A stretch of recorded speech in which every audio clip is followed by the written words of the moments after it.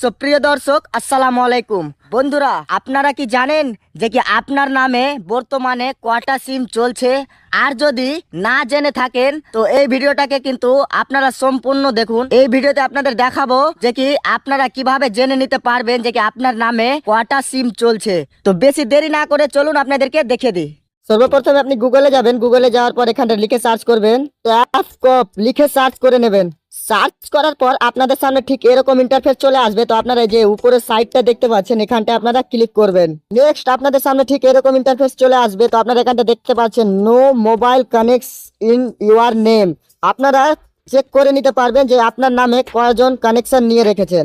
তো আপনারা এখানটা স্ক্রল করে নিচের দিকে চলে আসবেন। নিচের দিকে আসার পর এখানটা আপনারা দেখতে পাচ্ছেন এখানটা মোবাইল নম্বরটা বসিয়ে দেবেন। বসিয়ে দেওয়ার পর এই ক্যাপচার কোডটাকে এখানটা বসিয়ে দেবেন। বসিয়ে দেওয়ার পর ভ্যালিডেট ক্যাপচারে ক্লিক করবেন। ক্লিক করার পর আপনার মোবাইলে একটি ওটিপি যাবে। ওটিপিটাকে বসিয়ে নিতে হবে। ওটিপিটা বসানোর আগে আপনারা এখানটা ওকে করে নেবেন।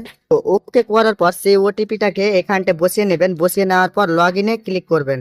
নেক্সট আপনাদের সামনে ঠিক এরকম ইন্টারফেস চলে আসবে। তো আপনারা এখানটা দেখতে পাবেন যে কি আপনার আধার কার্ডে কয়টা সিম চলছে। তো আপনারা এখানটা খুব সহজে দেখতে পাবেন। আমার এখানটা দেখতে পাচ্ছেন mobile number register in your name, মানে আমার নামে 5টা সিম চলছে। আমার আধার কার্ডে 5টা সিম চলছে। আপনাদেরকে যদি এখানটা লাগে যে কি এই নম্বরের সিম আমার কাছে নেই, চলছে না, তো আপনারা এখান থেকে কিন্তু রিপোর্টও করতে পারবেন। তো এভাবে আপনারা খুব সহজেই কিন্তু বাড়িতে বসে থেকে কিন্তু চেক করে নিতে পারবেন যে আপনার আধার কার্ড নম্বরে কটা সিম চলছে।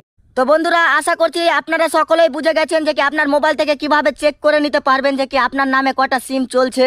তো এই ভিডিওটিকে অবশ্যই শেয়ার করবেন। এইরকম ইনফরমেটিভ ভিডিও পেতে আমার চ্যানেলটিকে ফলো করে রাখবেন। তো ভালো থাকবেন সবাই, সুস্থ থাকবেন। আসসালামু আলাইকুম।